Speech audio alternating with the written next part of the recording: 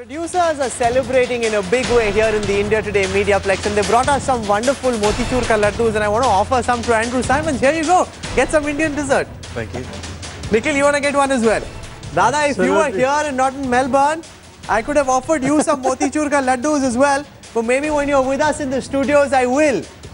I want to talk just for a moment, Andrew, about the toss and the importance of the toss. Given the fact that most teams that have won the toss have batted first, scored in excess of 300, what happens if India is playing a crucial game and actually ends up losing the toss?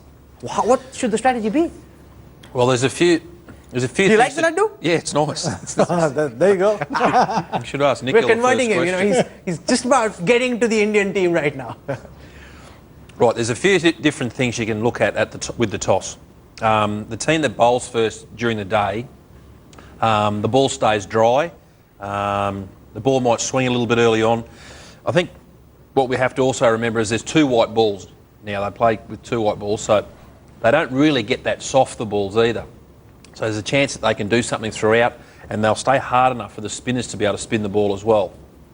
The other thing is if you bowl second, you get that dew, the ball gets wet in some places, which makes the ball harder to grip, obviously, and harder for the spinners to spin it.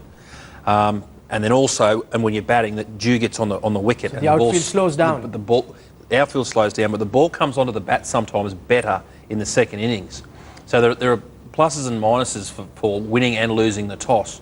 But I think with the new rule, with the extra fielder inside the circle, you've got to take the game as deep into the game when you're chasing as possible. You can't afford to panic, because in those last 10 to 15 overs... Isn't that a lot of pressure? You're leaving it just for the last 10 overs in a knockout match? Well, you've got to trust yourselves. If you go hard early, too early, like the South Africans did today, and kept losing wickets throughout the middle stages, you're never going to give yourself a chance. But if you wait, say if you've got 7 or 8 wickets in hand going into the last 10 to 15 overs, you can really mount an assault. You can score it, 8, 10, 12 overs plus. But yeah, that sounds very great when Andrew Symonds says it, but the pressure of a knockout game, do you think that ensures that teams batting second in this format, in this World Cup in Australia, are under that much more pressure, Borja? What was Dada's suggestion? What happens if Dhoni loses the toss next time? Rahul, over the last few games you have actually seen that, and Saurabh has been saying that on our show every day, that if you win the toss, bat first, 300 bowling under lights is hugely difficult. I'll pose that question to him. I'm sure we'll get him back on the line from Delhi, but I'll ask that question. The question is, if Dhoni loses the toss in a knockout contest, today you won the toss, it was different. But if you lose the toss, what do you do? Yeah, well, let's cross the bridge when we get there, Rahul. Let's enjoy this win, because I think it's a big win. You never know, if they lose the toss, they might bowl well. If the intensity is like this and they feel like this, they might get teams all out quickly for 220, 230 and then chase it. It's about playing well over 100 overs, and they've outplayed South Africa for the full 90 overs today. It wasn't a 100-over game because South Africa got all out in the 40th over and they were completely outplayed. So as much as toss was an advantage in these two games, but let's not preempt that if India lose the toss and bowl, because that's going to happen. That's going to happen at some stage. It might happen against the West Indies in Perth. So let's not preempt that, and rather than the Indian team should think about it when they get there. At the present moment, they have been outstanding. It's a remarkable transformation to this team, what we saw in the last 2 months, and it's such a pleasure to watch it. Dada, by now most teams have played 2 matches each. If you were to look at all the teams, their performance so far, give me a sense of your top 4 teams by the form that we've seen in this World Cup, Dada. Because as I said in our shows at the start of the World Cup... Rahul is asking who are your top 4 teams, having seen what you've seen so far in this World Cup? I still maintain what I said at the start of the tournament: Australia, New Zealand, South Africa and India. And it's going to be that by the time we get to the semi-finals, because South Africa will not be this poor. They've got some quality players. Australia, New Zealand and India have by far looked the best side in the tournament. They've completely outplayed these oppositions. So I presume those 3 will go there. I presume.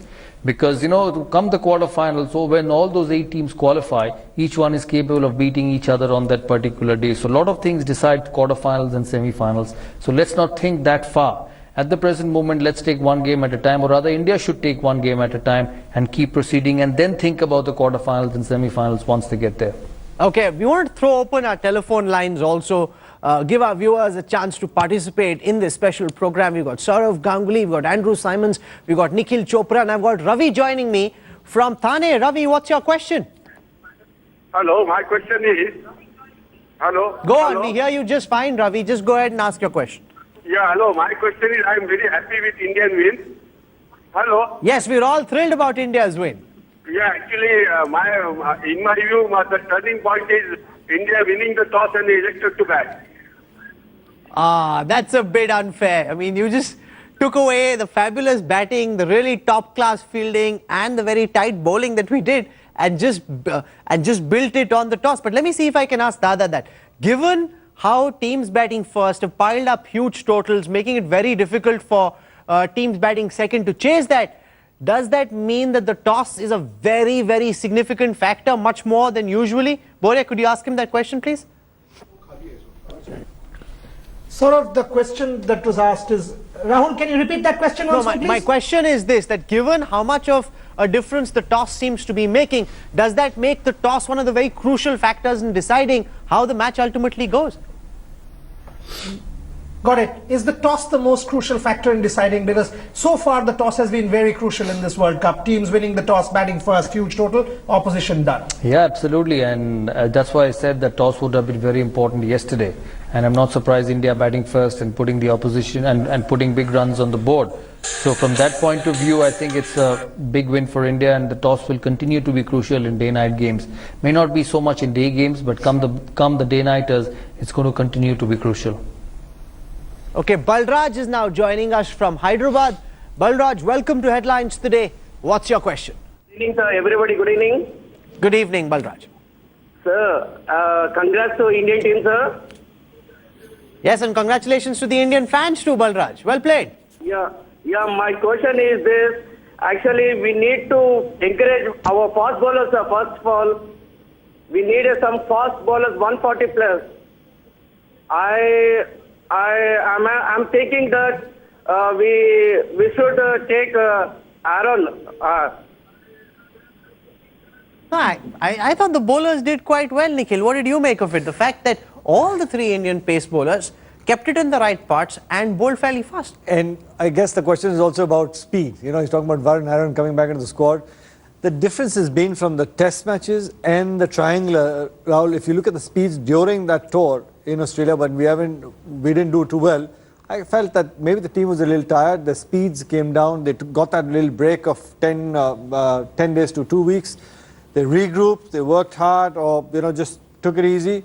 You saw the intensity of the quicker bowlers today. You're absolutely right when you say the quicker bowlers did an outstanding job, thanks to the total being put on board by the Indian batsmen. But also, credit where it's due. I think Umesh Yadav came out and bowled hard, hit the deck hard, Rohit Sharma, as well as Shami. Shami is a customer that you'll probably see the best of during the course of the World Cup when it comes to the death bowling and also the right area when he bowls, and he's got something in his hand that gets that ball to talk in the air as well, which is a good sign for Team India. Was this a one-off, Dada, the performance by the Indian pacers, or do you think that they're now hitting a stride where they can sustain it? Because we got hit all over the park in the Tri-Series. Suddenly the pacers seem to have got their act in order. Can they sustain this for the next couple of matches? Yeah, I think so. I think because I feel that World Cup, the big name of the World Cup has got them going. And also it's just 10 overs, Rahul. We saw them in the test matches. Tri-Series, they didn't give so many away, but obviously they were not as good as they were in the World Cup. In Perth, they couldn't defend 190 because the batsmen couldn't get enough runs. It's not that in the Tri-Series they gave 300. I believe that in one-day cricket, our fast bowlers are a lot better because they just have to bowl 10 overs. And that makes a massive difference when they know they have to get opposition out in test matches twice. That's when the real problem starts. So I've always backed them in one-day cricket. At the start of the tournament, I said that India will be one of my favorites because for them, they're not playing Australia all the time. Coming to Australia, and Andrew Symonds will vouch for that. When you come to Australia and you play Australia for 2 months in test and one-day matches, it's a lot difficult than playing different teams in Australia over a period of 2 months. Pakistan had to get used to the conditions and India went past them. But South Africa, I thought, surprised everyone today with their performance. India just outplayed them today. And it's going to be a very close contest with all the other teams except Australia, because Australia just played too well at home and India suffered that for the last 2 months. So I think we have to say thank you to Andrew Symonds and the Australian team for giving us good match practice, just going into the big World Cup. We might not be. Do you think on current form India would give Australia a tougher fight? Or do you think Australia is just one notch above everybody else? No, I think going on what we saw today, I think India-Australia, that'd be a hell of a game. As Dada just said, I think the bowlers have got a new mindset now. They know they've just got to come out and bowl 10 overs and their day's done. And having played different opposition now, I think it's probably refreshed them mentally. And they'd be ready for a battle against Australia. And the other teams are possibly slightly more fragile. Nikhil, given that you've just been up against one of the toughest opponents in the world and they've been hammering you, you're just also relieved that you've got an opponent slightly weaker than Australia to take on. Well, beating Australia and Australia or playing them, it is very hard. At the end of the day, you've got to give credit where it's due. I think they're an outstanding side. You talk about their bowling, their batting, everything. But so hopefully we can have one of the mercurial teams take on Australia, like a Pakistan or West Indies that show up, play spectacular cricket, knock Australia out of the World Cup. Wouldn't that be fun? Well, I don't think that's going to happen, to be very honest, with the kind of form that they are in. I think Australia will make it to the last four, and then on that one day, it could go either way. But I'm pretty sure that they'll make it to the last four.